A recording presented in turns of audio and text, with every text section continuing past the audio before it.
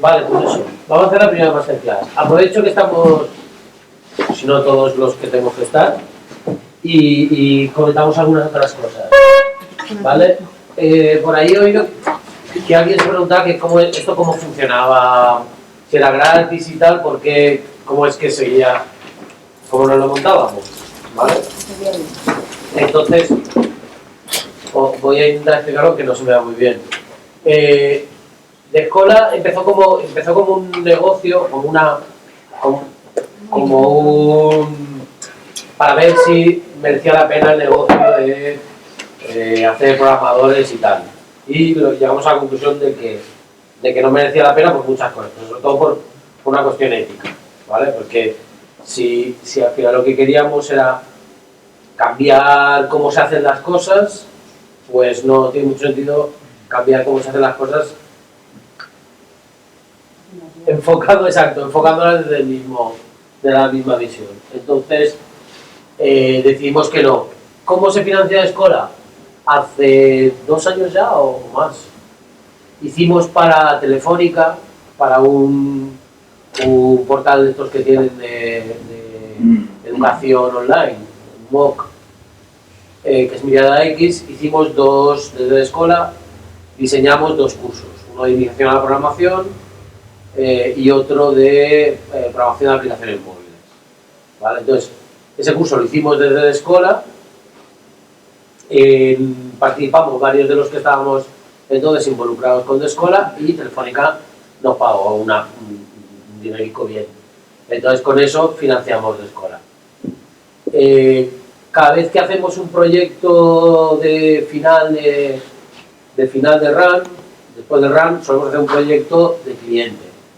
¿Vale? Entonces, cada vez que, mirad, este señor que entra es Eduardo Sebastián, que es fundador de Descola. Vicepresidente y secretario y unas cuantas cosas más.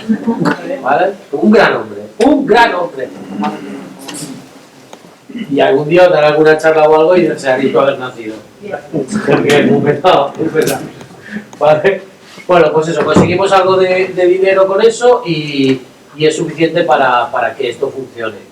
De Escola desde el año pasado se hace cargo también del alquiler y los suministros de aquí de la cova y así es como funcionamos. De momento, para lo que os tiene que preocupar que para este run está cubierto.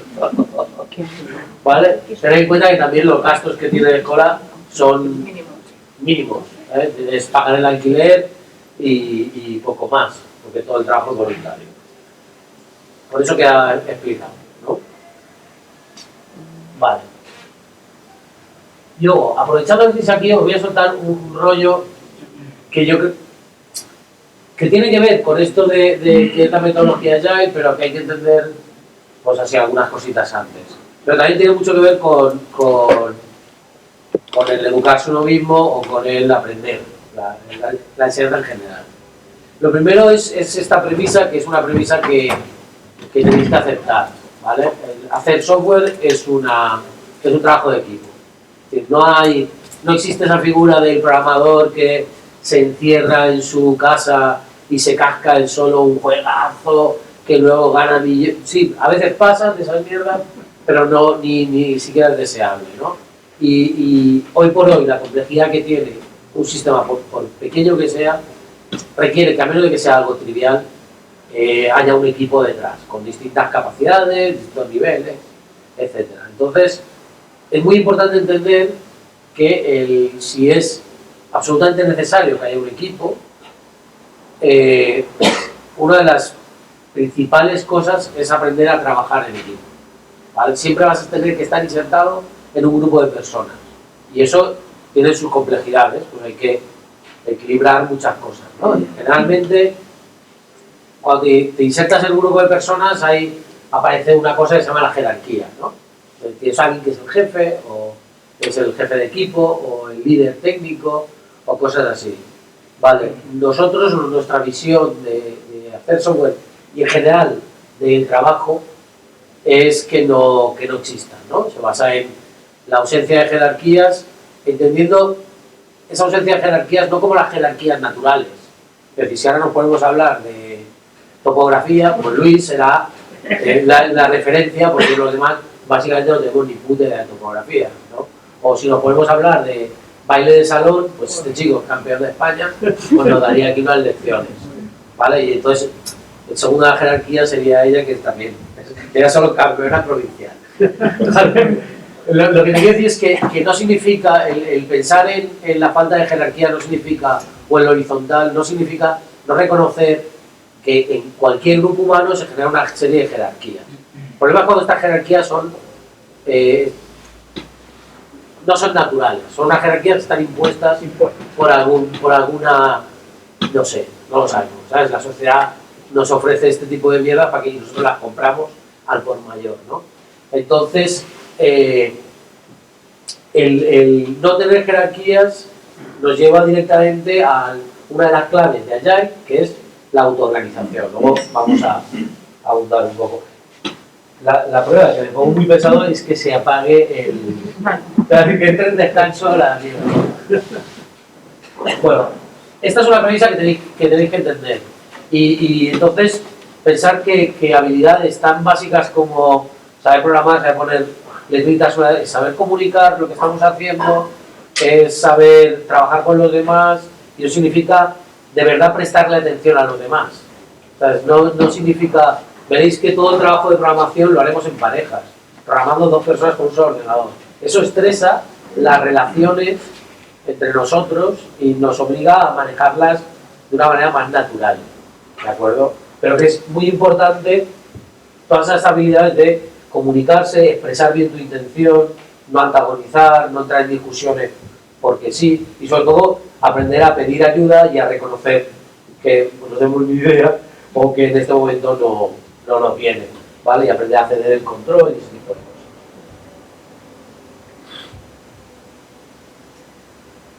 ¿Conociste? No lo conocéis. Este señor ahora igual sí. ¿Conocéis este señor? ¿Vale? Winston Churchill,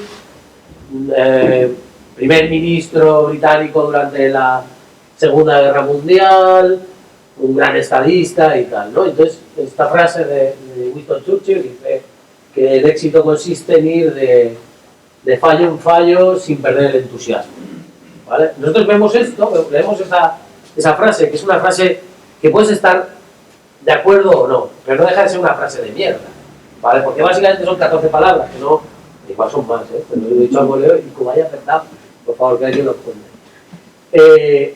Pero como lo dice este señor tan serio y con cara de perro y que se supone que sabe lo que es el éxito y el fracaso y todo eso, nosotros tendemos a papeárnoslo y estar totalmente de acuerdo con lo que vemos, ¿no? Con lo que nos dice.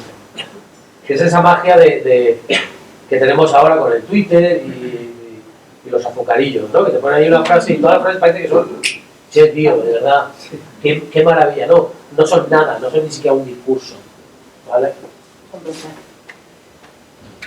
Esta otra frase, la fuerza no viene de la capacidad física, sino de una voluntad indomable, ¿no? Pues vemos al pavo este y decimos, sí, una voluntad indomable, sacó a Inglaterra de la guerra y todas estas cosas, y hacemos así, y nos la creemos, viene desde algún sitio, ¿no? Viene desde un argumento de autoridad. Esta otra frase, la felicidad es cuando lo que piensas, lo que dices y lo que eres están en armonía. Y ya ves, felicidad y armonía y el careto perro que tiene, y esto te lo empiezas a creer un poco menos, ¿no? Y es un poco como, en vez de, porque lo dice Winston, es un poco como, porque lo diga Winston, ¿sabes?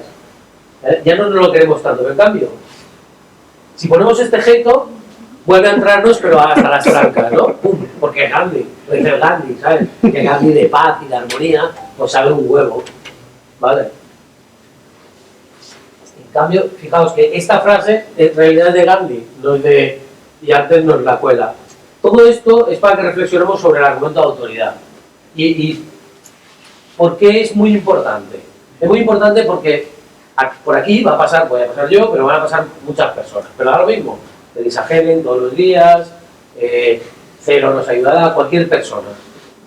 Y aunque yo no use el argumento de autoridad para mandar un mensaje, el argumento de autoridad está en vuestras cabecitas, ¿vale? Entonces, el argumento de autoridad es algo muy tóxico porque suprime el espíritu crítico, ¿vale? Y es uno de los problemas más grandes que tiene la educación en estos momentos y es algo que pretendemos no tener. Así que dudar continuamente de lo que os digamos, porque nosotros lo digamos no tiene que ser ni la solución correcta, ni la única que vale.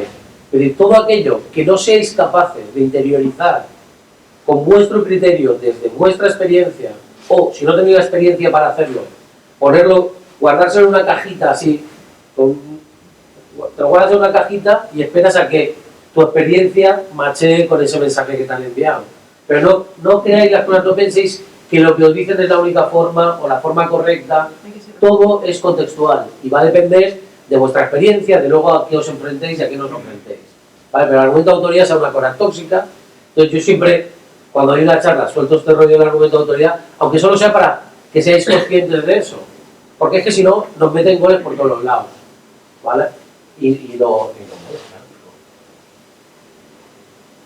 No quería hablar de otra cosa, que es también uno de los principales problemas para el aprendizaje. Para el aprendizaje y en general para muchas cosas, pero con respecto al aprendizaje, es el ego.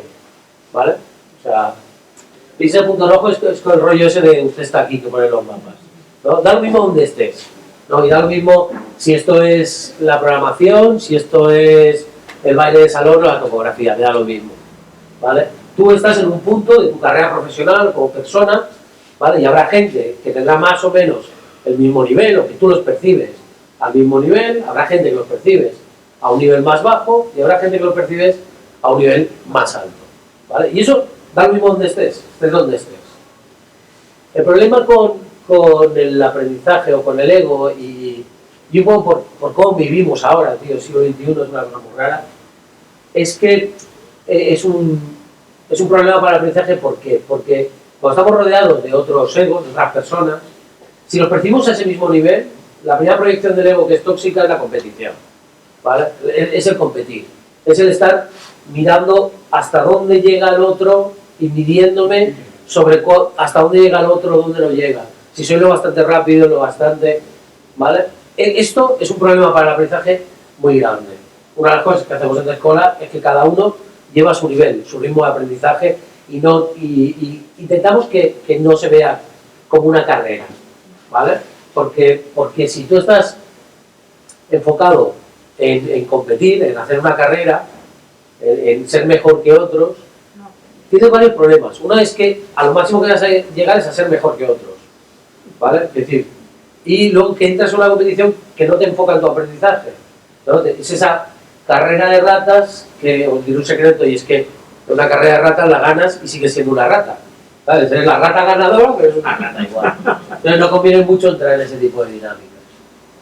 A la gente que vemos que tiene menos nivel, y ahí es un problema que nos enfrentamos nosotros todos los días, es el paternalismo, ¿vale? Es otra proyección tóxica del ego y es el pensar que no tienes nada de aprender de los demás, ¿sabes? O que los demás no tienen nada que cuestionarte, ¿vale? Y eso también es súper tóxico. Yo no he aprendido más sobre programación jamás que en los últimos 3 años haciendo RUS de escuela, ¿vale? Y he trabajado muchos años en programación y he competido mucho y cuanto más he aprendido sobre programación ha sido enseñando a programar.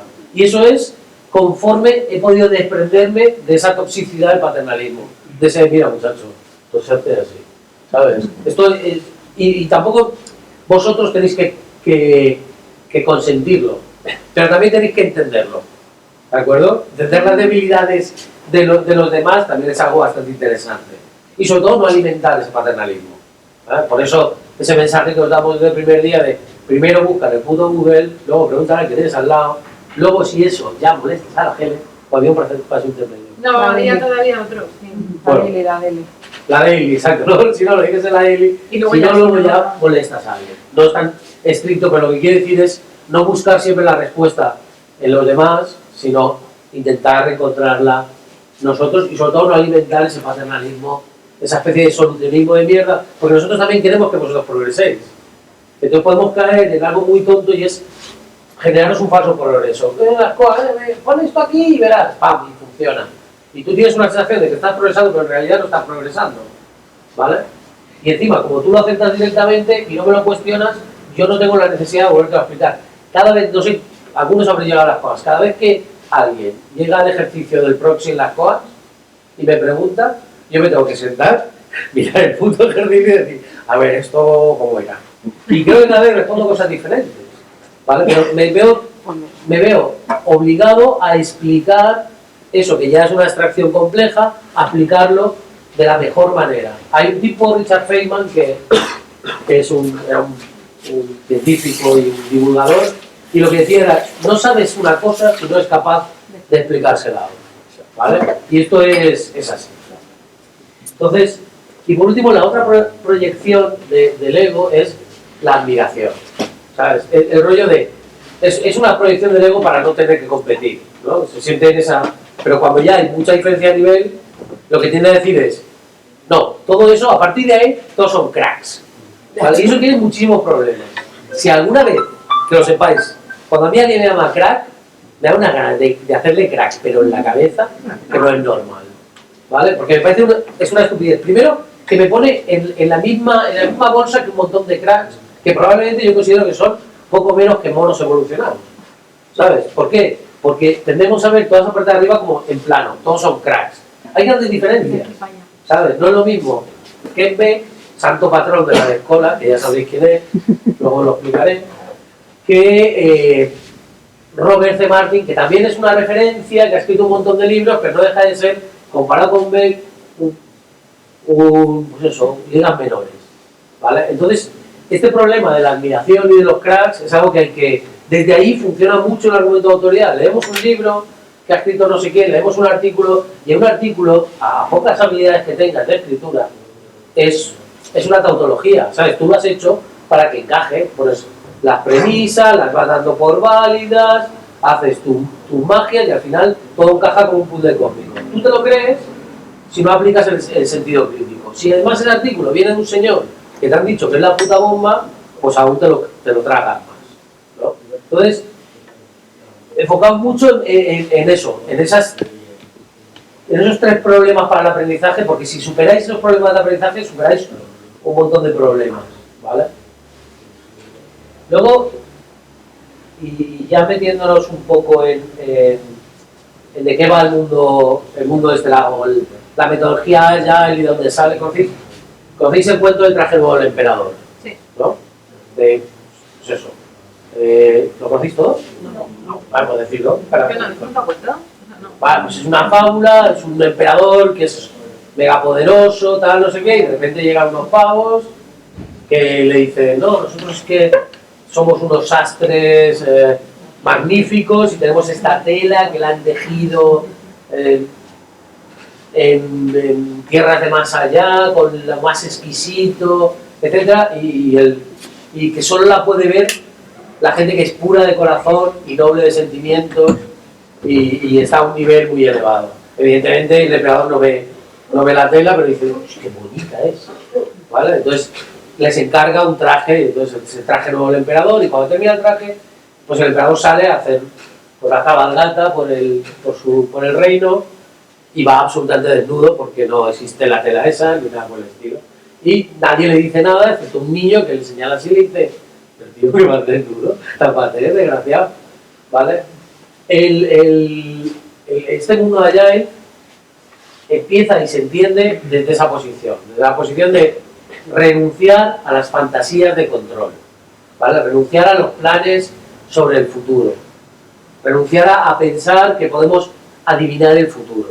El futuro es un problema, ¿vale? El futuro, nosotros tendemos a verlo así, ¿no? Pues, coches que se mueven solos y pantallitas en el aire y todo eso. El futuro se parece mucho más a esto, ¿vale? Que no tenemos ni idea, ¿vale? No tenemos ni idea. Y luego, aquí sí que uso el argumento de autoridad, pero el de Yoda, que siempre está en lo cierto, ¿vale? El renunciar a la fantasía de control, a la fantasía del plan, a pensar que lo que tú planeas ahora, al principio, o sea, es como decir, cuanto menos sé del problema al que me voy a enfrentar, o simplemente tengo el problema delante y no sé nada sobre él, entonces hago planes muy completos y proyecto a 6 meses. Dentro de 6 meses tendré solucionado este problema así, así, así, así. Es absolutamente naif. Es de verdad, es casi como de no haber vivido o algo por el estilo. Entonces, el gordo que salía antes, el Winston Churchill, también tiene otra frase esa de Azucarillo que es: ningún plan resiste el contacto con el enemigo, ¿no? Ningún plan resiste el contacto con la realidad. Entonces, en las metodologías ágiles, lo primero que hacen, y donde vienen, es de renunciar a la fantasía de control, ¿vale? Renunciar a que sabemos la realidad y aceptar algo muy importante, y es el cambio. El cambio como una constante. O sea, el cambio sucede, siempre sucede. Entonces hay que aceptar el cambio como una constante. Esto es muy importante. El primer libro, el libro que define Agile, que es el libro XPEX, Programming de Kempe, de nuestro santo patrón, su subtítulo es Embrace Change, ¿no? Abraza el cambio. El cambio es una constante y intentar ignorar el cambio es un suicidio, ¿vale? Podemos ponerle como diques al cambio, podemos intentar congelar el tiempo, pero espacios muy pequeñitos, ¿eh? O sea, tenemos siempre que estar atentos al cambio, porque el cambio es una constante y la programación aún más, ¿vale? Un poco de historia de dónde vienen todas las problemáticas. Muy poco y muy rápido. ¿Vale? ¿De dónde vienen los orígenes de las metodologías ágiles? Conocéis la época del Fordismo, ¿no? De la parte más segunda revolución industrial, ¿vale? Cuando Taylor, que es un señor, llega, le encargan que arregle la fábrica de su suegro y allí pues, son artesanos y van fabricando las piezas y cada uno se va haciendo responsable de cada pieza y las van fabricando, y el Taylor llega allí a pedir, vamos, saca un cronómetro, empieza a medir, a cambiar los sitios y suena el Taylorismo, ¿no? Que a partir de ahí pues caen todos los gremios. Tenía unas ventajas evidentes, es que si lo dejamos todo pautado, podemos coger prácticamente a cualquiera para que haga ese trabajo.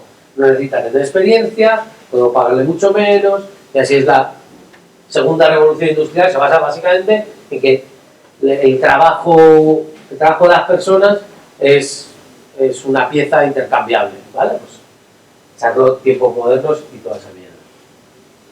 Y luego ya lo lleva al paroxismo el tío Henry Ford, cuando idea la construcción en cadena, ¿vale? Y ahí ya lo lleva al máximo, y a partir de ahí todo el éxito de la industria y todas esas cosas, hasta que llega la guerra, y en la Segunda Guerra Mundial, esto fue fundamental para que pudiera haber una guerra mundial, ¿vale? Hoy una corbeta o un coche de estos, un Hammer de estos que usan los soldados, pues tiene un tiempo de producción de 6-7 meses, desde que encargas el coche, desde que decidimos construir ese coche hasta que sale.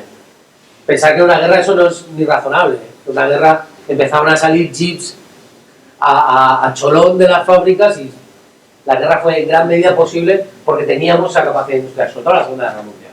Luego ya han cambiado las cosas. Y en esa Segunda Guerra Mundial, uno de los perdedores fueron los japoneses, ¿no? Que se encontraron, que pasaron desde un estado feudal, casi feudal, se industrializaron a lo bestia con la maquinaria de guerra, perdieron la guerra, pues les metieron unos chupinazos bastante guapos, y se encontraron con un país que tenía una estructura muy rara, no podía ser competitivo, etc. Hubo muchos países que se encontraron así, sobre todo los tres perdedores del eje: Italia, Alemania y Japón. En Alemania, como se autoperdonaron más rápido esas cosas y estaban mejor y había mucho dinero en Alemania, pues lo que hicieron fue basar su recuperación en una industria muy poderosa, bueno, basada en el acero, la producción sobre todo basada en el acero. En Italia, como ni habían hecho la revolución industrial ellos, que iban muy atrás, pues inventaron una cosa que es el diseño, que les salió de maravilla, y consiguieron hacer una tercera revolución industrial poniéndose valor añadido del diseño. Pero los japoneses no, que no tenían nada. Pero en Japón había una empresa que se llamaba Toyota, que fabricaba maquinaria, empezaba a fabricar coches, etc. Esto es después de la Segunda Guerra Mundial.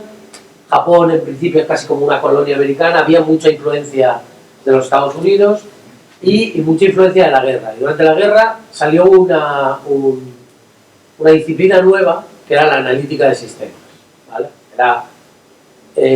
Salió porque los buques de guerra, sobre todo los que iban cosas Portaaviones. que vuelan, portaaviones. Los portaaviones eran cosas muy complejas y que había que hacer funcionar muchos procesos a la vez, sin que un proceso se interrumpiera al otro, etc. Entonces aparecía una serie de personas que hacían analítica de sistemas, ¿vale? Que lo que hacían era fijarse cómo eran los procesos y rediseñar los procesos para que funcionaran, fueran resilientes, etc. Entonces, ya había cierto trabajo hecho ahí que directamente los americanos olvidaron cuando terminó la guerra y volvieron a su dinámica de Fordismo y de industrialización a lo bestia. Pero claro, Japón, para poder competir, pues tenía que pensar en otras cosas. Y ahí surge este señor, que está Ichi Ono, que era un ingeniero de Toyota y que empezó a replantearse cómo los procesos, a nivel de procesos, no a nivel de optimización de cada paso que se daba o de cada máquina, sino optimización de los procesos. Cómo hacemos las cosas y por qué las hacemos así. Y empezó a descubrir una serie de cosas. Y a hacerlas casar con algunas ideas que ya tenía la cultura japonesa bastante interiorizada. Entonces el tipo inventó cosas como, primero, la separación entre lo que es waste y lo que es value, ¿no? Lo que tiene valor y lo que es waste. Entonces, esta es una separación muy importante, porque conseguir más valor, aportar más valor en algo, es complicado, ¿vale? Hace falta generalmente más inversión, más fuerza de trabajo, más energía, más dinero, etc. Pero una de las formas de conseguir que lo que hacemos sea más valioso es eliminarle todo aquello que no tiene valor, todo aquello que es waste, desperdicio, en los procesos y en los productos. Entonces, empezamos con una mentalidad de ¿esto aporta algún valor a la pieza final? No se hace.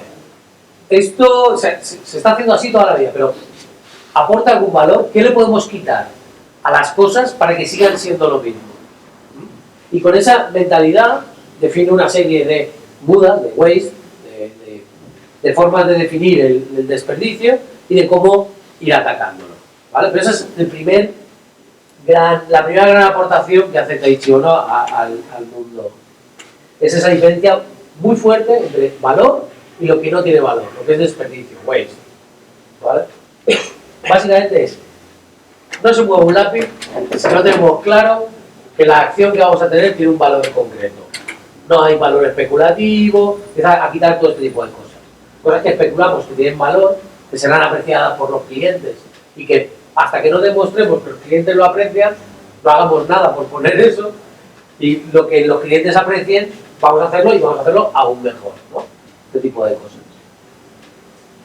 Otra de las cosas es el just in time, ¿no? El hacer las cosas cuando es el momento de hacerlas. En la industria lo que se hacía era, se fabricaban piezas, se iban almacenando y pasaban a la siguiente fase, ¿no? Cadena de montaje, ahí se hacía otro montaje, se almacenaban. Cuando había una falta de piezas, era un problema, con lo cual había que hacer almacenes muy grandes. Pero al tener un almacén muy grande, el almacén no se queda ahí solo. Inversión, tiempo, gente que gestiona el almacén, eso hay que organizarlo, ¿vale? Entonces el tipo dijo, bueno, esto, tener un almacén, ¿qué valor nos aporta? Y decidió que tenía relativamente poco valor, entonces decidió no tener almacén, hacer just in time.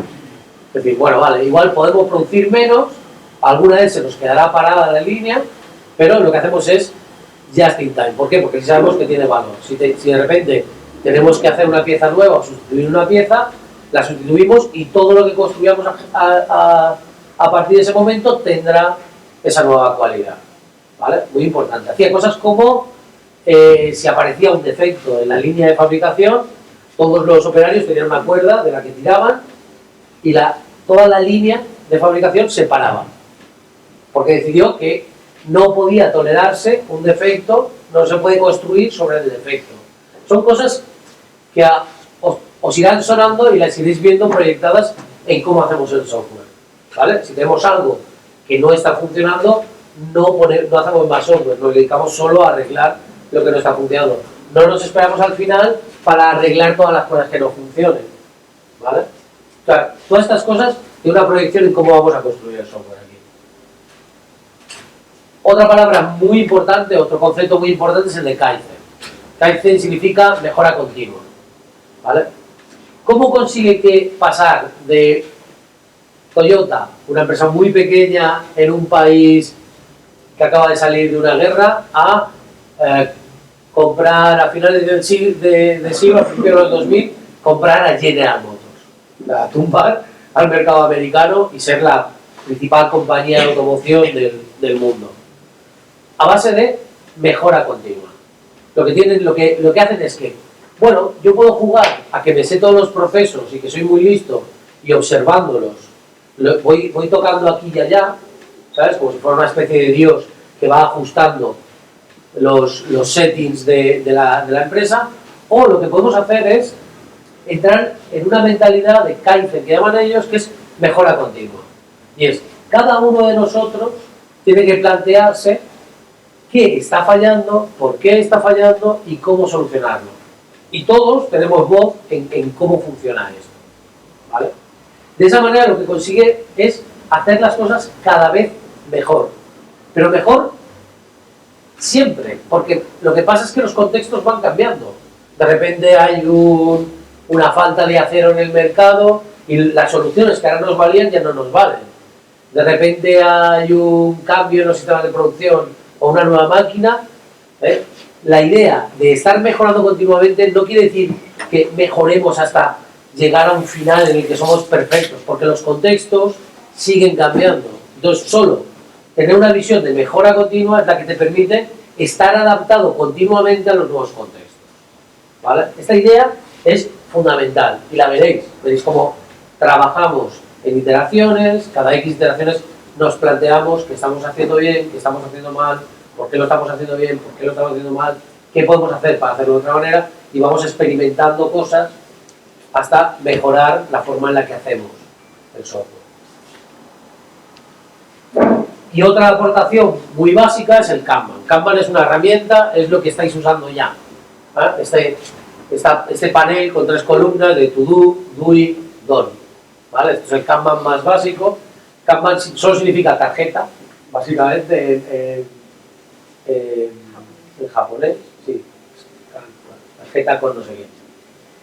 Y ese sistema que parece tan simple es fundamental para visualizar el flow, visualizar cómo están sucediendo las cosas, ¿vale? Usaremos Kanban para llevar, no solo para llevar nuestro aprendizaje, sino para cada vez que tenemos que desarrollar algo, etc. Kanban es una cosa que se puede mejorar mucho y se puede personalizar mucho y adaptar mucho a los distintos procesos. Si os tenéis que quedar con algo de todo esto, el valor. ¿Qué cosas tienen valor y qué cosas no tienen valor? ¿Vale? Pensar en cosas tan tontas como en una empresa donde tienes una hora de entrada fija a las 9. ¿Vale? En algunas empresas eso tendrá un valor específico, porque a las 9 llegan las cargas y es el momento de poder empezar el trabajo, etc. Pero en muchísimas empresas eso no tiene ningún valor. Simplemente se hace por tradición, costumbre, o incluso entendiendo que tiene un valor que no tiene, ¿sabes? Claro. Entonces, esas empresas creen que no, pero incurren en un desperdicio. Porque ese hacer a la gente entrar a las 9 sin que tenga un valor específico, esa hora de entrada, lo que hace es generar una serie de desperdicios. ¿vale? La gente viene en peores condiciones, o viene preocupada porque tiene que hacer cosas, o simplemente se retrasa, pero como todos hemos entendido que a las 9 se empieza, pues llegan tarde a las reuniones se alargan, este tipo de cosas, ¿vale? Entonces, en cualquier contexto, y aunque tengas una tradición ya de hacer las cosas de una determinada manera, hay que plantearse continuamente, ¿esto tiene valor o no tiene valor?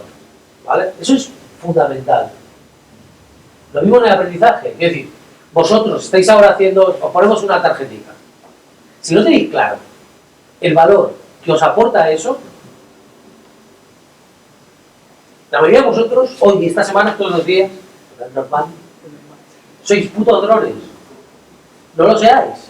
Tenéis que tener claro, si yo te dejo caer una tarjeta que pone Command Line, tú debes de entender y debes de exigirme a mí que te explique por qué eso es importante en tu trayectoria de aprendizaje. Porque si no, estamos cayendo en muchos problemas. Uno, es el argumento de autoridad. Lo haces porque yo te la pongo, que es muy divertido.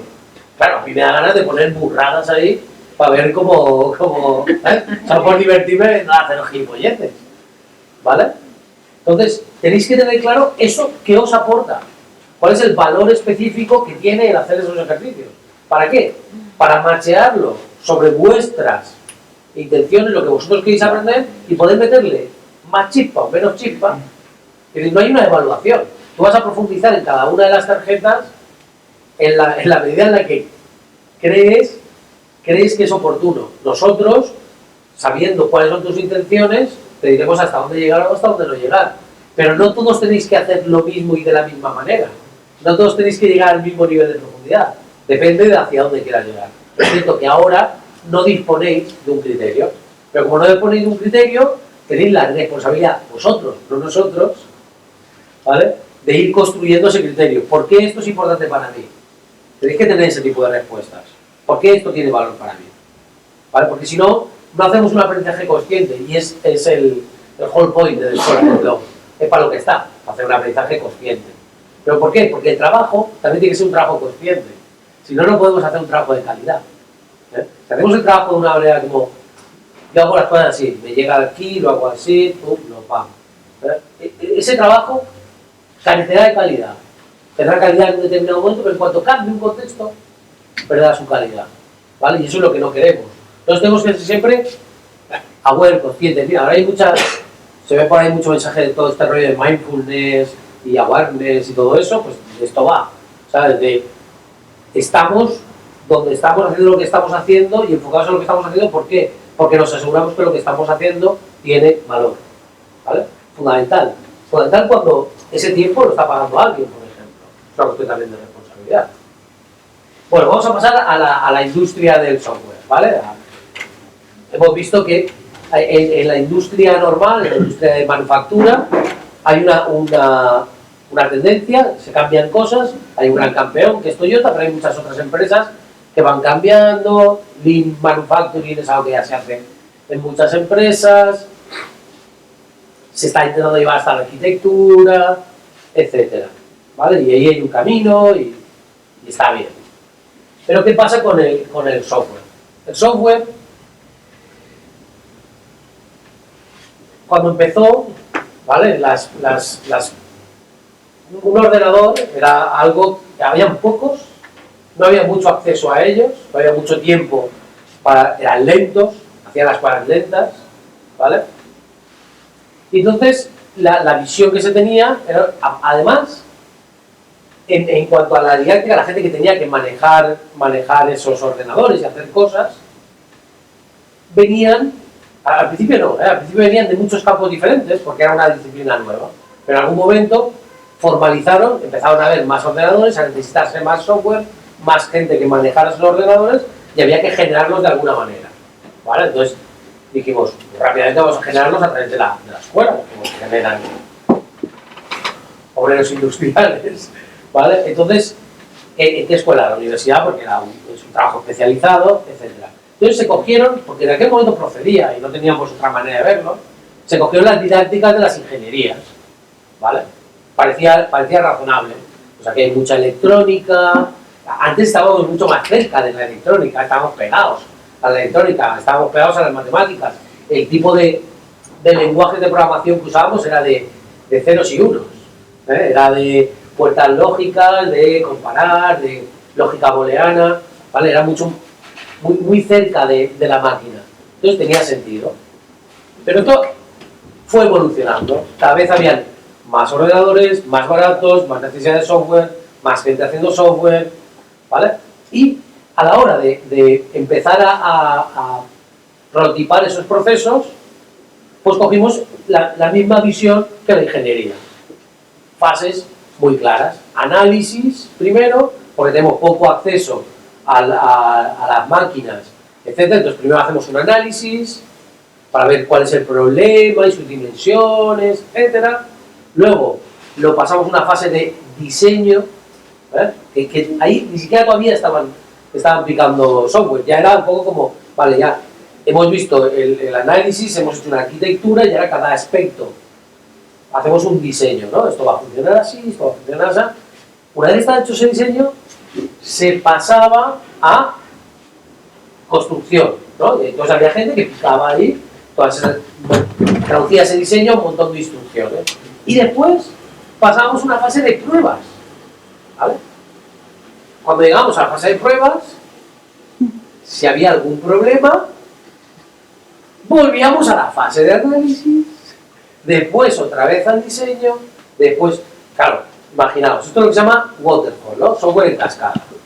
Esto era un problema muy grande porque cada vez se fue haciendo un problema más grande, porque todas esas fases duraban meses, ¿vale?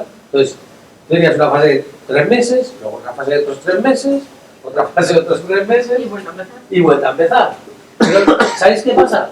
Que conforme tú estás haciendo esto, el mundo no para, ¿sabes? No para porque tú quieras.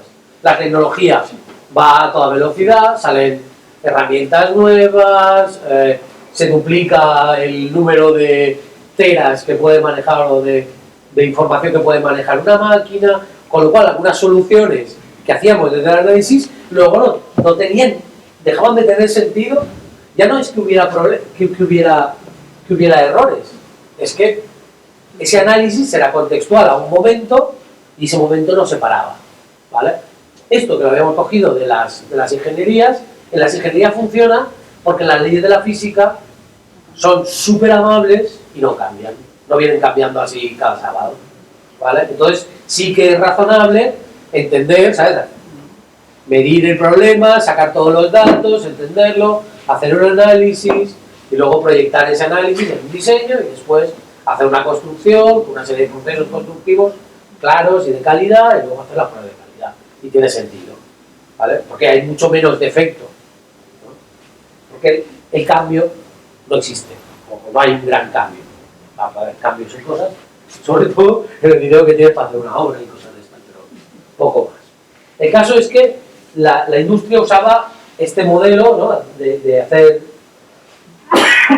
código que se denomina waterfall, porque si vemos todas las capas es como ir, ¿sabes? Cuando toda el agua se llena aquí, cae a la siguiente, y luego cae a la siguiente, y luego cae a la siguiente. Y ese era el modelo waterfall. ¿Qué pasó? Ese modelo funcionaba bien al principio. Va funcionando peor conforme la tecnología se va desarrollando, ¿sabes? Los lenguajes de programación son más efectivos, a la hora de construir ya no estamos tan pegados a la máquina, tenemos abstracciones más fuertes, ya ahora programar es casi como hablar, es casi como, ahora a vosotros igual no os lo parece, pero miráis Ruby y básicamente un programa Ruby es un poquito de jerigonza en inglés, ¿vale? Pero no deja de ser muy próximo a un lenguaje normal, ¿vale? De hecho, mucha gente apuesta ya por un estilo puramente narrativo a la hora de hacer software. Nosotros lo hacemos y veremos cómo nos apoyamos para tener ese estilo más narrativo. El caso es que esto no está funcionando. Entonces surge un proyecto que es un proyecto de la Chrysler. El Chrysler Compensation Payroll. ¿Vale? Es un proyecto muy famoso, es el proyecto C3. Era un proyecto que tenía Chrysler, que tenía para pagar a sus empleados en todos los países, ¿vale? Y en distintas monedas, con distintas regulaciones, etc. Entonces, querían hacer un software para poder pagar a todos sus empleados de una manera regular, controlada, etc. Claro, llevaban años intentando desarrollar ese software sin conseguir ponerlo en producción, porque, claro, si de repente Italia quería cambiar su regulación, pues no le iba a preguntar a la Chrysler si podía o no podía, ¿vale? Eso entre otras cosas. Las paridades de moneda, países que cambian directamente de moneda, ¿vale? El cambio, la cantidad de cambio en un ámbito tan grande, casi global, precisamente no funcionaba porque era uno de sus primeros problemas globales, que no funcionaban esas metodologías. Era tan grande y sobre todo el sistema que intentaban controlar era un sistema en el que no eran canónicos, que es otro de los grandes problemas que tenemos ahora. Si yo tengo un sistema donde yo tengo el control sobre todo el sistema, no hay ningún problema. Podría entender todo el contexto, toda la complejidad del contexto y actuar sobre eso. Pero ¿qué pasa? Que los sistemas no se acaban en el software que nosotros hacemos. Ese software lo usan personas, ese software se comunica con otro software, se comunica con Google, se comunica con Twitter, se comunica con un montón de sistemas que nosotros no controlamos. Por lo tanto, ya no podemos ni siquiera tener esa herramienta que era el aislar nuestro problema del mundo, ¿sabes? Porque ya no tenemos esa herramienta. Con lo cual, ya hay que asumir un nivel de complejidad altísimo y un nivel de cambio muy alto. ¿Vale? El concepto de entropía, ¿lo conocéis? Pues hacer software tiene un nivel de entropía muy alto. ¿Vale? Las cosas cambian por cosas además que no puedes controlar, porque todas las variables se afectan unas a otras y es algo muy complejo. Con lo cual, hay que mirarlo de otra manera. Entonces, en este proyecto C3 llega un señor que se llama Walt Cunningham, que no lo conocéis, pero usáis algo que él inventó todos los días, que es el wiki, el concepto de wiki, que usáis en la Wikipedia, ¿vale? Que no use la Wikipedia, pero está vivo o algo, ¿sabes? Porque nunca he tenido una duda, ¿vale? Pero lo inventó, ¿oís? Turco. Lo que ahí la tapa. Ah, vale. ¿Turco o kurdo? Turco. Ah, turco. ¿Turquía no se puede entrar en Wikipedia? Vale. Bueno, el caso. Walt Cunningham, este señor, coge este proyecto. A ese proyecto llega un programador bastante joven en aquel momento y con muy buenas ideas, que se llama Ken Beck, nuestro santo patrón, y empieza a aplicar ese tipo de ideas. Y ese tipo de ideas son ideas que tienen mucho que ver con esto que hemos visto de Toyota, ¿no? Es aceptar el cambio, hacer las cosas en el último momento responsable, que es un concepto del que hablaremos, y a ese grupo de personas se va añadiendo una serie de personas con mucho talento y consiguen darle a este proyecto una dimensión mucho más real. Empiezan a tener cosas que pueden ponerse en producción. El proyecto C3, que es como el origen de todo lo que hacemos, de Extreme Programming y de la construcción allá y del software, fue un fracaso. Al final se suspendió el proyecto, ¿de acuerdo? Fue un fracaso por muchas razones, pero fue un éxito en el sentido de que fueron capaces de experimentar una serie de técnicas y de procesos nuevos que recogían conocimientos y experiencias de otros profesionales que estaban en la misma tesitura y que habían ido pues repensando su trabajo de otra manera, y recogieron todas esas prácticas, y Ken Beck escribió un libro que se llama Extreme Programming Embrace Change, donde va poniendo en orden todas esas prácticas y sugiriendo una nueva manera de hacer software. Esta nueva manera de hacer software es sorprendentemente buena a niveles de calidad del software que sale, a nivel de transparencia con respecto al cliente, ¿vale? Y es radicalmente opuesta al modelo waterfall, ¿vale? Lo primero que hacen es no hay especialistas, no hay silos, no hay un analista, no hay diseñador, todos somos programadores, todos estamos haciendo lo mismo, todos estamos aportando al software todo lo que sabemos, todo lo que podemos. Entonces, la primera cosa. La segunda es, en vez de hacer un plan muy largo, vamos a hacer un plan muy pequeño. Y solo nos va a importar ese plan pequeño. Y cuando hayamos terminado ese plan pequeño, haremos otro, pero cada vez que terminamos, cada vez que terminamos un plan, y el plan es lo más pequeño posible, ese plan pequeño, más pequeño posible, es lo que se llama iteración. Entonces construyen software por iteración, pero al final de cada iteración tienen un software que está funcionando, que probablemente no hace ni una fracción de lo que tiene que hacer el software luego cuando se va al mercado, pero tienen algo que está funcionando, que se puede probar, que tiene un valor específico. Y entonces nos enfocamos solo en el valor, en hacer delivery de valor. Esto es radical cómo transforma el mundo del desarrollo del software. Unos años después se juntan un montón de programadores, gestores de proyectos, etcétera, que estaban en esa línea de trabajo y firman lo que se llama el Manifiesto para el Desarrollo Ágil de Software o algo así, ¿vale? Manifiesto por allá del software development. Y firman este manifiesto y dicen, hemos descubierto mejores maneras de hacer software y haciendo este descubrimiento y haciéndolo y ayudando a otros a hacerlo. A través de ese trabajo hemos llegado a estas conclusiones, ¿no? Hemos llegado a valorar, y aquí ponen dos cosas, ¿vale? Individuos y sus interacciones sobre procesos y herramientas. Es más importante las personas, ¿por qué? Porque hemos descubierto que hacer software es un trabajo de equipo y que es más importante las personas, que cada persona tiene un talento y un set de habilidades específico, que no somos peones intercambiables como la línea de Ford. Yo no puedo coger a Elena y sustituirla por Cero. Cero aporta cosas diferentes que Elena al equipo, ¿vale? Y entender eso es muy importante. Pero cuidado, pone individuales e interacciones sobre procesos y herramientas. ¿Por qué? Porque vivíamos en un mundo del software donde los procesos, ese proceso de análisis, diseño, tal, no sé cuántos, era importantísimo. Era tan importante que tendríamos a poner un montón de herramientas para dar soporte a ese diseño. Esas herramientas no tenían valor. Imaginaos, si tiene poco valor el proceso, todas las herramientas que apoyan un proceso son puro waste, puro desperdicio, ¿vale? Pero cuidado, dice por encima de procesos y herramientas. No quiere decir, no sustituimos una cosa por la otra, no hay un versus, no hay un antagonismo. Hemos aprendido a valorar más esto que esto, pero no quiere decir que lo demás no tenga valor.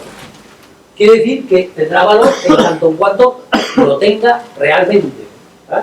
Lo que entendemos es que siempre los individuos y sus interacciones tienen un valor, siempre tienen valor.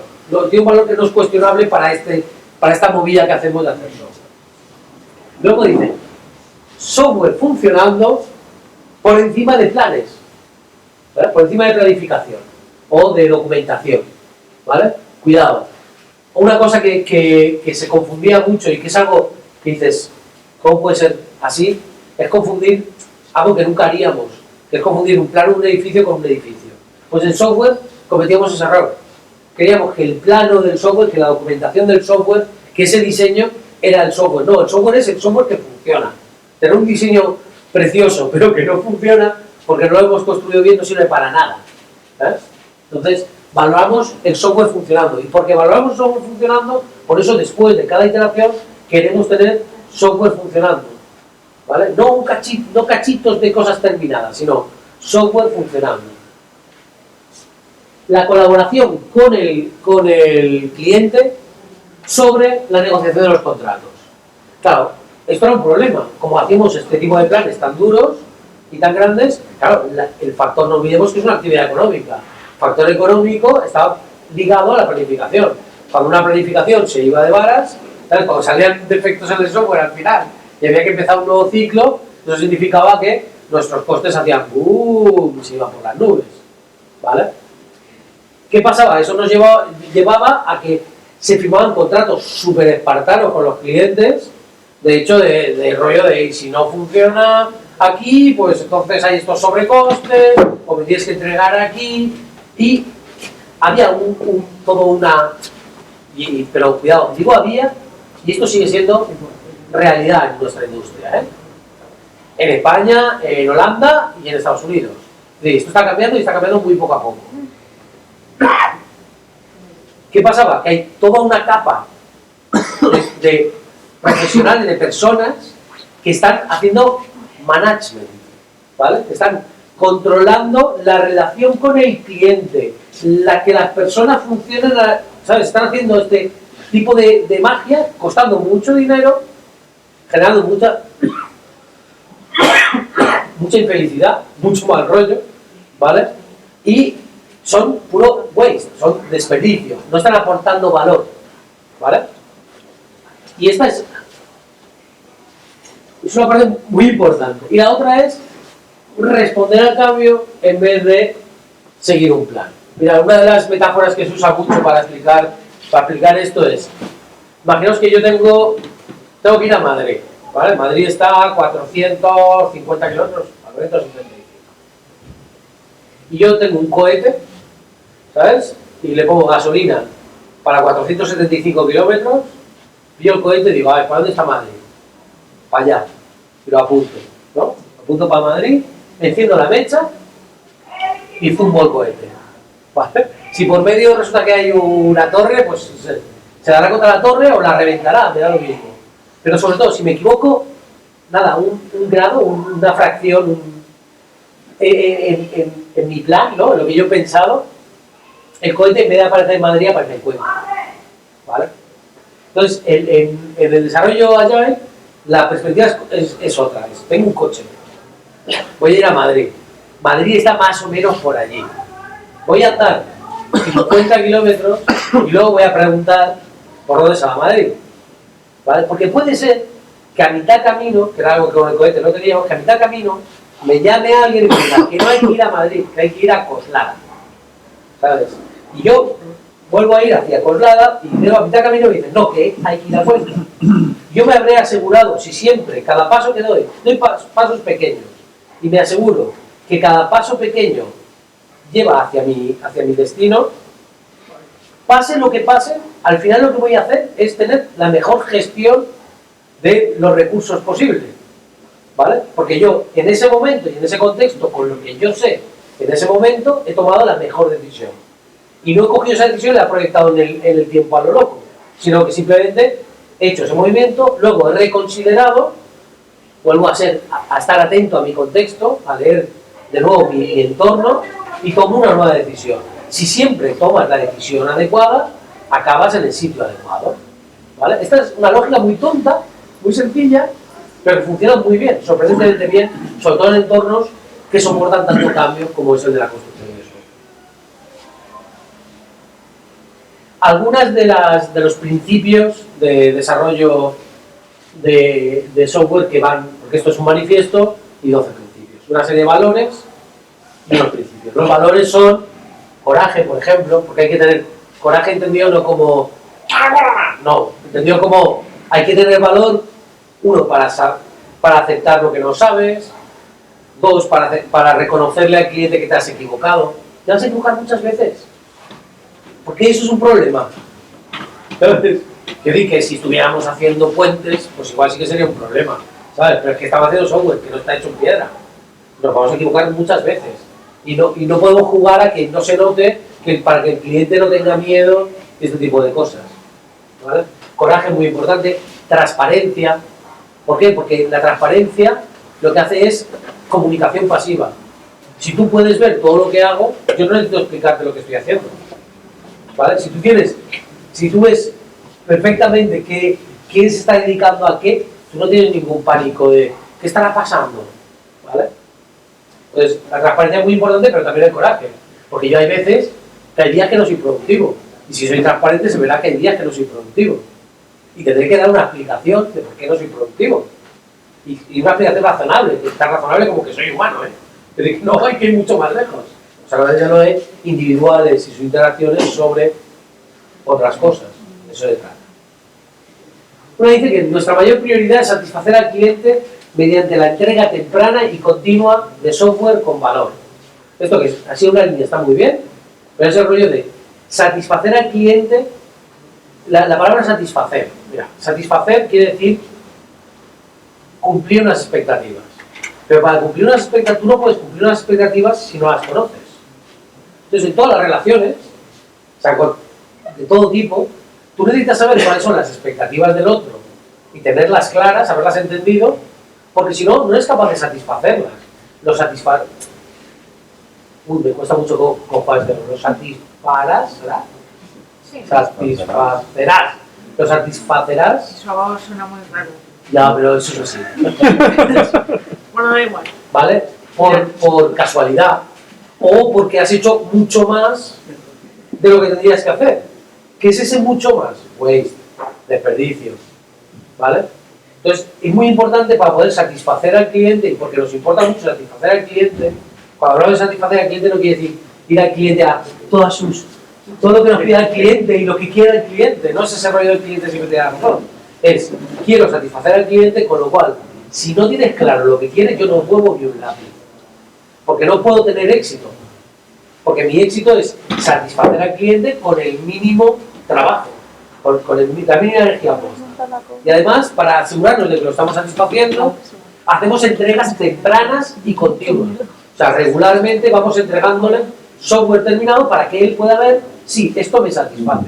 Porque aunque alguien venga y te cuente lo que quiere, primero, puede que no tenga muy claro lo que quiere. ¿Vale? Y segundo, puede que no sepa expresar lo que quiere. Eso pasa mucho, ¿no? Si alguien ha trabajado con un bebé, ¿sabes? Sabe esto perfectamente, ¿no? El bebé puede saber lo que quiere. ¿Tiene hambre o pero no puede comunicármelo? Y es una situación delirante, ¿no? Pues, lo mismo, pues a veces tratamos así al cliente, como si fuera un bebé. Está llorando, pues vamos a darle algo, vamos a intentar satisfacerlo en vez de entender realmente qué es lo que quiere, ¿no? Entrega temprana y continua de software con valor. ¿Por qué? Porque así puede ver si eso realmente responde a sus expectativas. Y es mucho más fácil decir, no, en realidad lo quiero así. Al principio, o en incrementales pequeños, que terminar, entregarle un software y que diga, oye, muy bien, pues esto no es lo que yo quería. ¿Sabes? Y esto ha pasado en esta industria así. O sea, muchísimo. ¿Vale? Entonces, lo que hacemos es que le vamos dando, y como nosotros, el cambio no es un problema, porque nos preparamos. Aceptamos el cambio y quiere decir que nos preparamos para el cambio.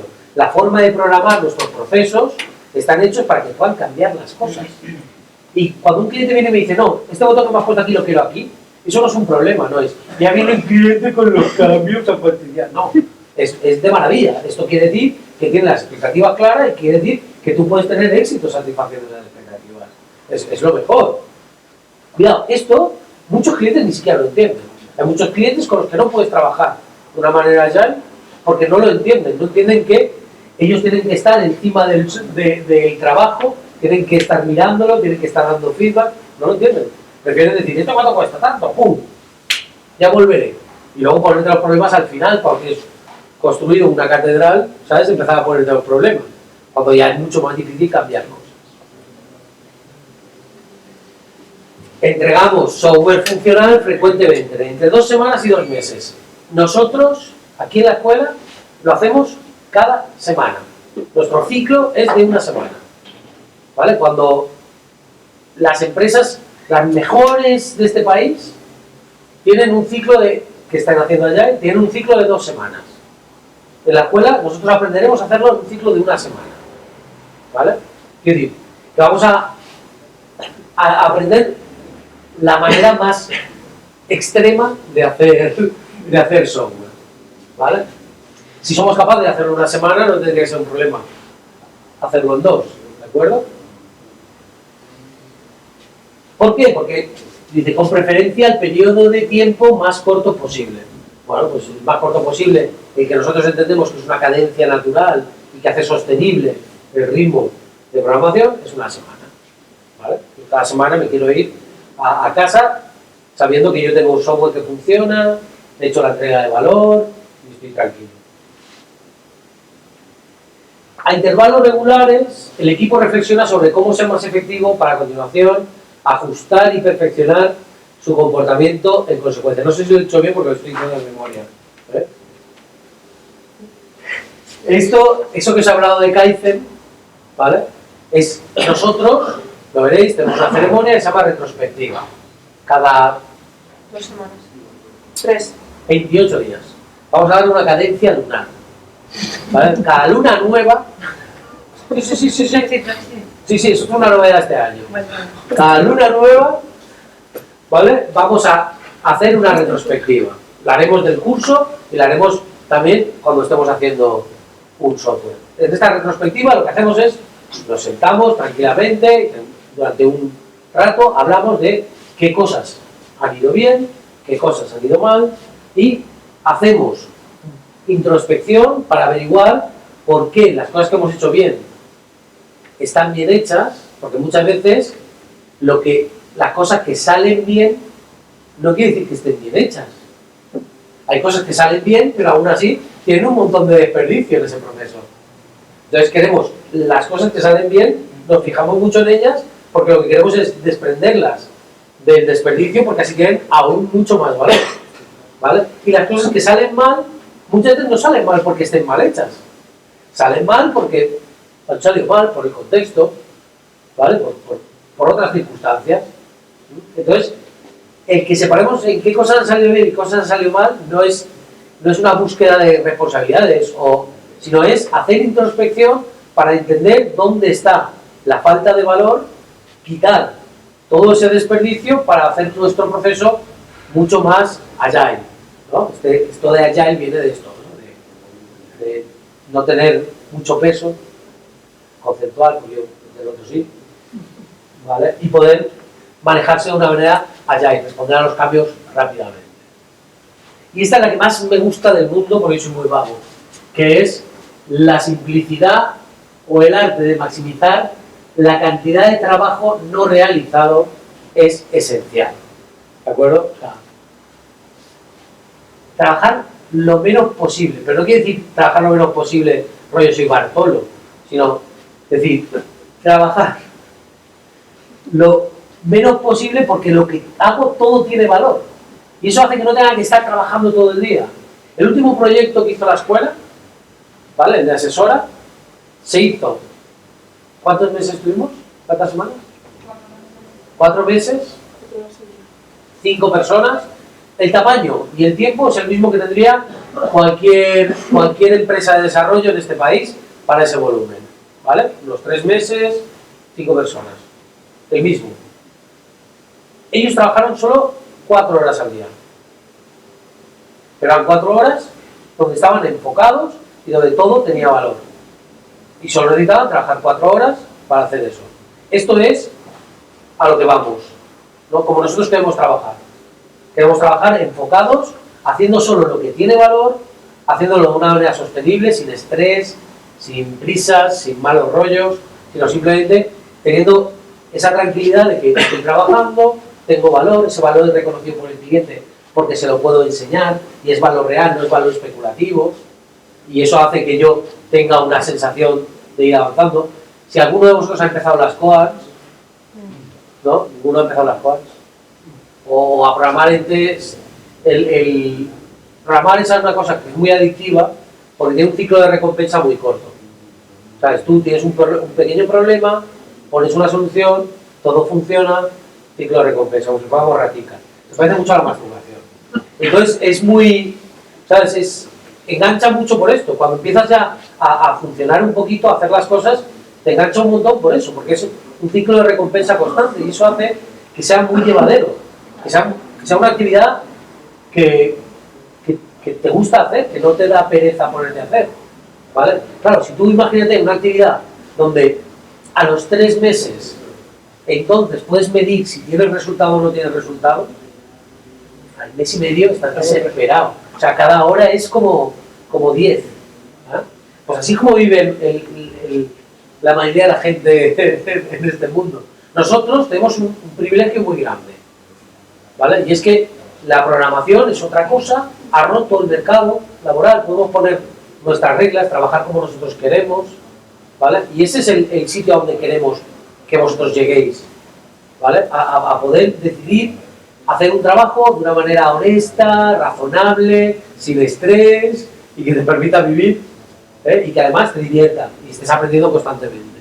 Kempe, nuestro santo patrón, una de las cosas que dice es que programar debería de ser él afirma que es un proceso de aprendizaje continuo que como subproducto arroja software, ¿sabes? Como el sudor del ejercicio, ¿entiendes? Que lo importante no es el sudor, sino el ejercicio, pues lo mismo. El programar es un ejercicio de aprendizaje que al final da como resultado software, ¿vale? Pero que si en el momento en que deja de ser un ejercicio de aprendizaje, estamos salados, porque ya no funcionaremos, porque esto va a cambiar continuamente. Tenemos que ser máquinas de aprender, pero no máquinas de aprender de hincar los codos y leerse un montón de mierda, ¿vale? ¿Qué es lo que vais a hacer los próximos 5 semanas?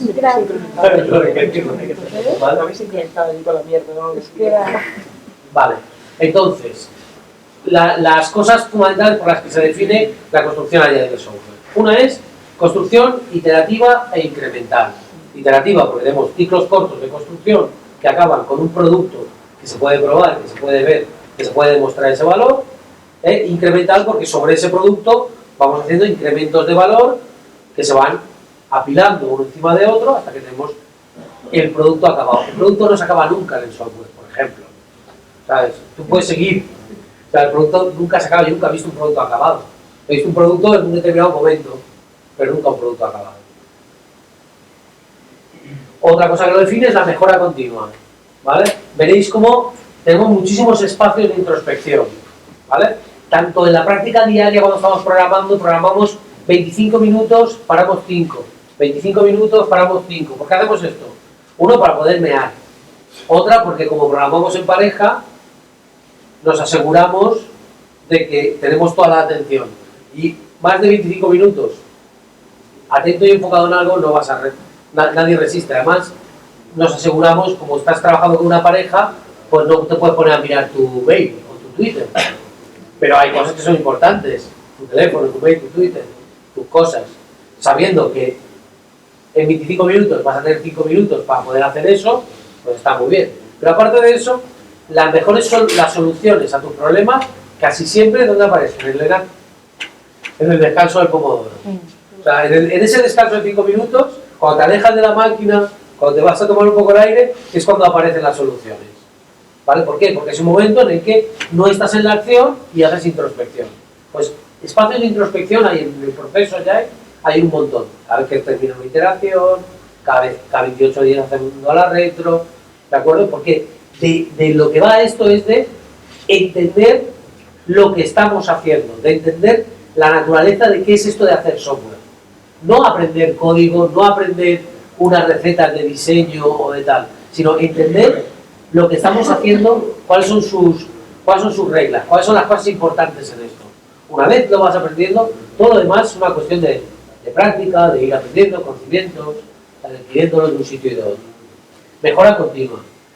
Uno de los objetivos de la escuela es que arranquéis esa máquina de mejora continua vosotros, como profesionales y en equipo, como equipo. Cada vez que formemos un equipo, lo más importante es que esté funcionando esa máquina de mejora continua, de introspección.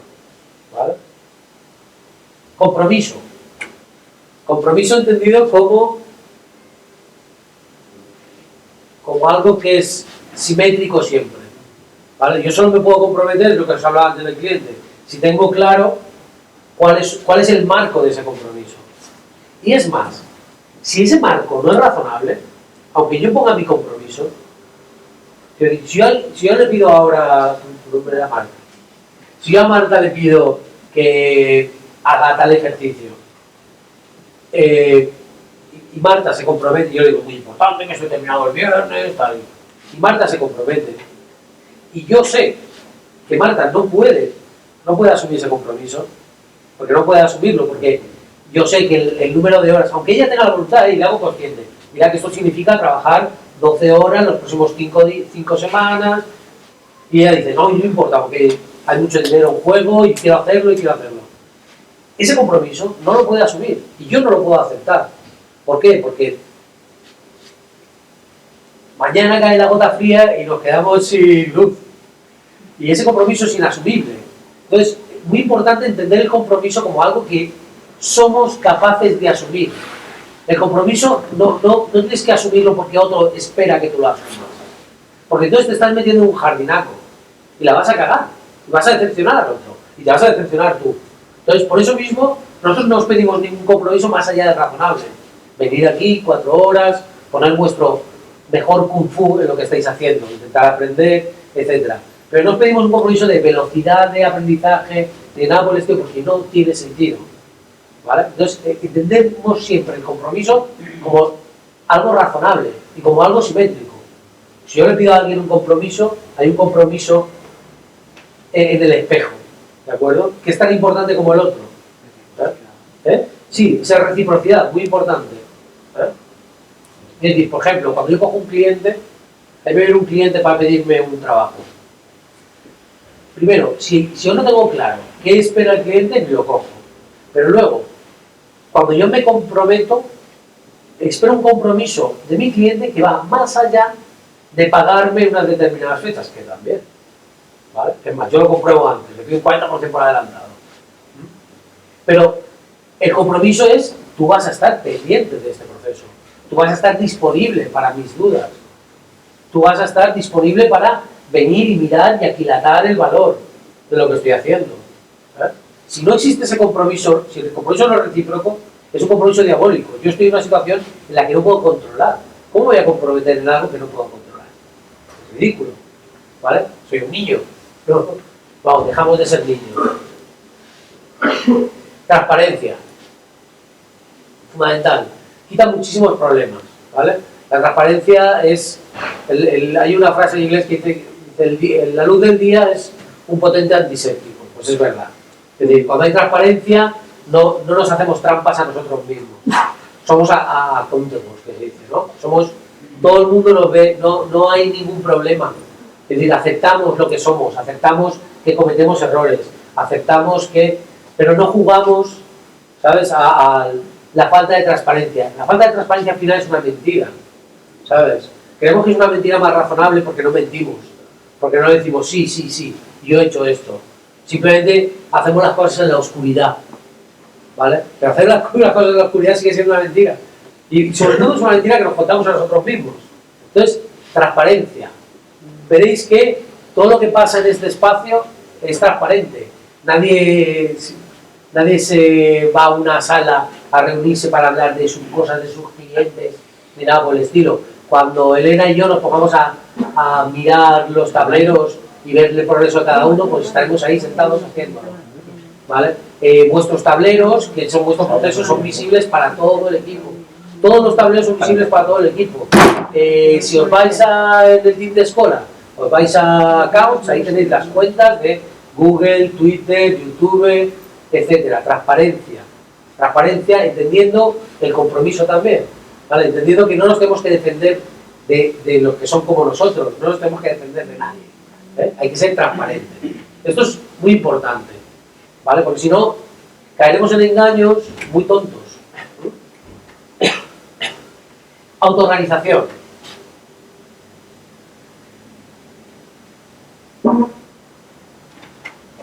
La autoorganización significa entender que todos y cada uno de nosotros somos lo bastante inteligentes, y no es que no lo tengo ninguna duda al respecto, para decidir qué es lo que queremos hacer, cómo queremos hacerlo, qué cosas tienen valor, qué cosas no tienen valor.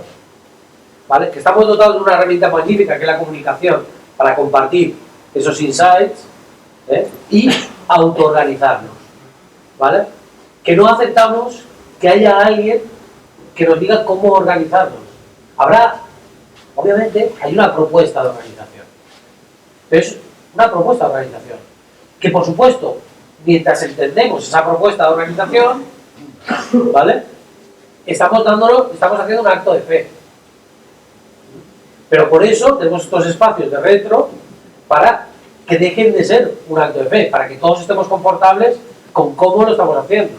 Es decir, hemos propuesto una organización que es un framework de organización muy básico, ¿vale? O sea, masterclass los martes y los jueves, venir de 10 a 2, más o menos, todos los días, más o menos, ¿de acuerdo? Y evaluaremos eso cómo está funcionando cada poco tiempo. Iremos viendo cómo organizarlo, ¿vale? Ayer yo dije, vamos a hacer una masterclass, y acá me dijo, podemos grabarlo, se me ocurre una idea, una manera de mejorar. Eso es autorganización. Pero yo no me preocupo de buscar cómo grabar esto o ponerlo allí, sino en las cuentas de Descola está la cuenta de YouTube, tú te buscas la vida, te buscas una cámara, lo pinchas, lo grabas, lo subes y es perfecto. Eso es autorganización, ¿vale? La autorganización es algo extraordinariamente potente. Significa que hacemos muy poco waste, muy poco desperdicio, ¿vale? El verano pasado hicimos un open space, una especie de conferencia que hicimos aquí en Valencia sobre aprender a programar y tal, que vino gente pues, de Madrid, de Barcelona y tal. La organización, una organización de una conferencia es una locura. Cuesta un montón de dinero, hay que organizar un montón de cosas, que si los caterings, que si las entradas, vale. Nosotros lo hicimos autoorganizado, pusimos un Trello, gente se fue comprometiendo. ¿Es la que se hizo en el río? Sí, lo hicimos en el río, lo hicimos con picnic. Yo nunca he comido mejor en ninguna conferencia y un montón. Lo hicimos ¿Vale? tipo 2 semanas o algo así. Y fue autoorganizado y hubo muy poco desperdicio. ¿Vale? La autoorganización tiene ese punto. Y además se basa en algo muy importante, que es la conciencia de que todo el mundo es capaz de aportar a un proyecto común. Independientemente de dónde esté en su momento personal, profesional, económico, etc. Todas las aportaciones son igual de importantes.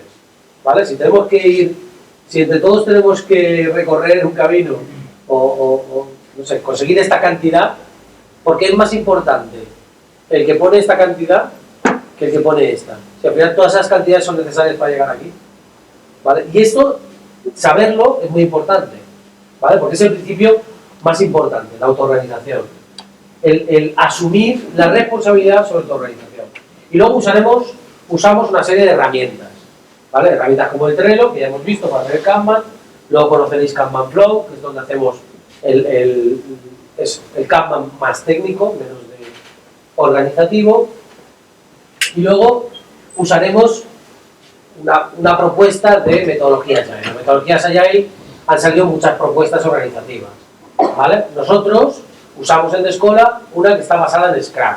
Scrum es la más famosa. Si vais por ahí a buscar empleo, pero tú sabes hacer Scrum. Y todo esto vosotros decís, sí, pero podéis decirlo ya, porque nadie sabe hacerlo. ¿Vale? Porque no es nada hacer Scrum, es una idiotez, pero bueno, te puedes certificar. Pues sí, y en una tarde te certificas como Scrum Manager y cosas de estas.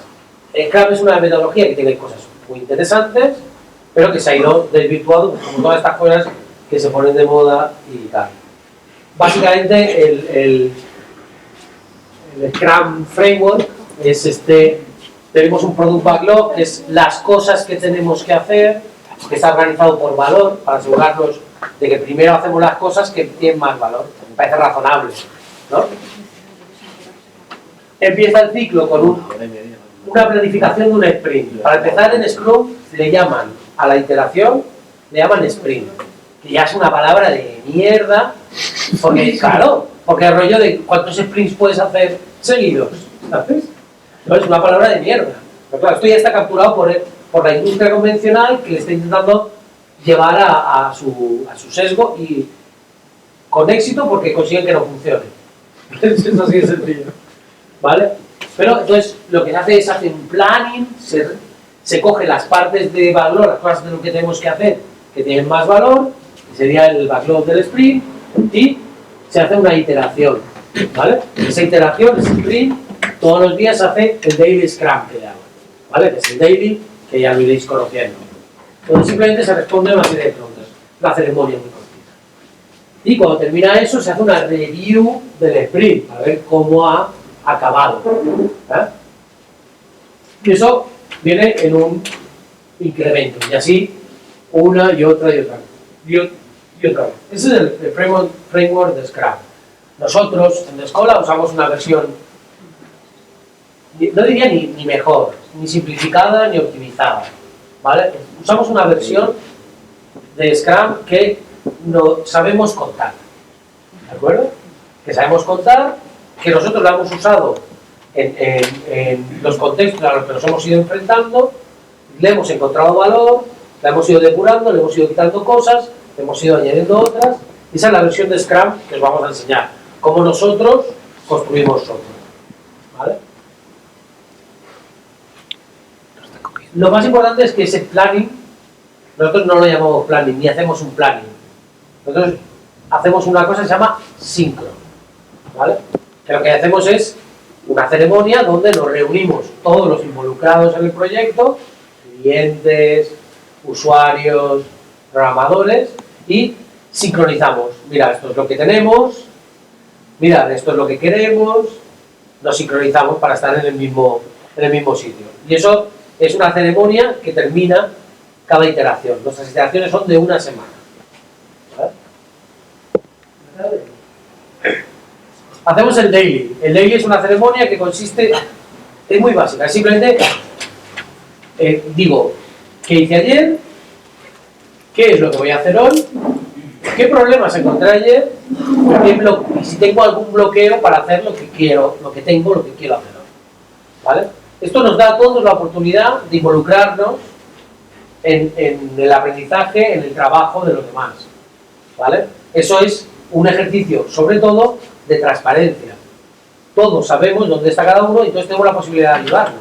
Si no, no tenemos la posibilidad de ayudarnos. ¿Qué sería una tragedia? Mirad, en los materiales que os pasamos muchas veces hay parte de la documentación que está desactualizada o que ha cambiado y hay que hacer una maña ahí para arreglar algo. ¿Qué sería una tragedia? Que alguien haga esa maña y todos los demás no se enteren. ¿Vale? Por eso es muy importante que cuando hacemos ese daily, que es diario, que tiene que ser rápido, que no tiene que ocupar mucho tiempo, seamos responsables, estemos donde tenemos que estar, hayamos pensado primero qué voy a decir, cómo lo voy a decir, para gastar el mínimo tiempo de los demás, para dejar claro qué hice ayer realmente, para poner toda la información que les puede aportar a los demás, pero no repetirles una y otra vez las mismas cosas, ¿vale? Esta es nuestra principal herramienta de trabajo como un equipo. Y vosotros tenéis que funcionar ya como un equipo de aprendizaje, ¿de acuerdo? Y estas primeras 5 semanas van a por eso, a que empecemos a ser una máquina de aprender, pero no cada uno una máquina de aprender, sino que la escuela sea una máquina de aprender, ¿vale? La daily será muy importante. Elena, ¿hemos hecho daily ya? No. Vamos a empezar mañana, ¿vale? Y estándar, de pie. Sí. Ya os he explicado toda la... Pero bueno, es de pie para que no. ¿Por qué es de pie? Porque hemos descubierto que si lo hacemos de pie, primero, estamos más incorporados, no estamos delante de un ordenador. Porque claro, sería una tragedia que hubieran 10 personas y que hubiera alguien mirando su móvil o mirando el mail en el ordenador, ¿no? Sería un insulto a los demás. Es como, bueno, hay cosas más importantes en mi vida que dedicaros estos 15 minutos. No, eso no estaría bien, ¿vale? Pero como caemos en ese tipo de comportamientos porque venimos de donde venimos, pues hay que forzarnos a hacer las cosas de manera que funcionen, ¿no? Entonces, por eso lo hacemos de pie, nos ponemos en círculo y contestamos a las 3 preguntas en sucesión, uno cada uno, ¿sabes? Nos acostumbramos a oír nuestra voz, a saber lo que está haciendo el otro, lo que no está haciendo, etc. La demo es una parte importante de la sincro, ¿sabes? En la sincro hay una parte que es planning, en el sentido de que decimos, vamos a intentar hacer esto durante la próxima iteración, y hay una parte de demo. Hola, hemos hecho esto, ponemos este valor a tu disposición para que lo compruebes, nos des feedback, nos digas que tenemos que cambiar. Y la retrospectiva, que es fundamental para poner en marcha esa parte de mejora continua. ¿Vale? Pues ya está. Eso es lo que vamos a hacer. ¿Hay una pregunta? Tengo respuesta a todas las preguntas, ¿eh? A mí me ha recordado esto ¿Eso no vale? cuando decía, ¿cómo se come uno un elefante? Esta es una de las cosas que usamos en la didáctica. A bocadillos pequeñitos. Sí, es así. ¿Es así? Es totalmente, es una de las didácticas que usamos en Agile. Es eso de, claro, ¿cómo afrontas una complejidad grande? Pues O cogiendo el problema más pequeño conocido, que sabes que aporta un valor. Ya está, ya. Lo demás serán problemas mañana, y mañana ya hemos visto que el futuro es muy oscuro. O sea, Muy bien. esa es la cuestión. ¿Preguntas a alguien? ¿Habéis entendido todo? Oye, más o menos, es bastante... Lo iréis viendo en la práctica, ¿de acuerdo? Cosas en las que os tenéis que quedar. Sobre todo en la responsabilidad, ¿vale? En vuestra responsabilidad. ¿En qué expectativas tenéis de vosotros mismos? Aquí nadie tiene expectativas sobre vosotros. A mí me da lo mismo si mañana, en vez de venir 25, vienen 5. Es que me da, no podéis imaginar cuánto nos importa. Sí. ¿Sabes? Matea lo está deseando porque quiere recuperar su espacio. Es verdad, es verdad. Y cuidado, estas primeras 5 semanas son, pues al principio duras, porque es material, muy seco, aquí en inglés, pim pam, pim pam, pim pam. De vosotros depende, porque es una parte muy importante de este entrenamiento. Mira, programar es hay que vivir con la frustración. Hay que vivir con la frustración, es frustrante muchas veces. No encuentras cómo hacerlo, ¿vale? Y hay que superar eso. Entonces tenemos que ir al ritmo que sea sostenible para nosotros, pero ir pasando tarjetas de un sitio a otro, ir viendo que tenemos progreso, ¿vale? Pero muy importante, para no volverse locos, entender cuál es el objetivo de cada una de las tarjetitas que estamos haciendo. Porque si no, lo que podemos acabar es haciendo una puta locura y frustrándonos muchísimo, ¿vale? Así que estas 5 semanas, por si alguien tiene la duda de que dice, uy, ¿qué coñazo es esto? Pues será esta la primera semana. No, esto es así las próximas 5 semanas. Las próximas 5 semanas tenéis que aprender una serie de cosas, que son Command Line, Git, GitHub, Ruby, JS, y encima aprender lo que podáis aprender, porque luego os dais cuenta que bueno, llevo aquí 5 semanas, pero todavía no sé cómo hacer un pequeño problema, ¿vale? Pero es que toda esa parte es necesaria y tenéis que hacerla. Os tenéis unos a otros para daros ayuda. El material que hemos escogido no es el más coñazo del mundo, precisamente, es decir, que es fácil de llevar. Las calls a mí me parecen extraordinariamente divertidas, a otras personas no tanto. ¿Vale? Pero es el trabajo que hay que hacer ahora, ¿vale?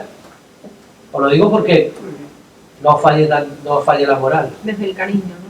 No, es que, ¿sabes qué pasa? Que podríamos intentar pensar en que sois niños o algo así, ¿sabes? Entonces, para mí sería muy fácil coger y decir, primera semana, como online y no sé qué, yo hago unas explicaciones, hacéis 2 ejercicios y todos creemos que estamos en algún sitio donde no estamos, ¿vale? Entonces es mucho que necesitas las 5 semanas para pasar como online, que no es ningún problema, que tenemos todavía otras 5 y después otras 5.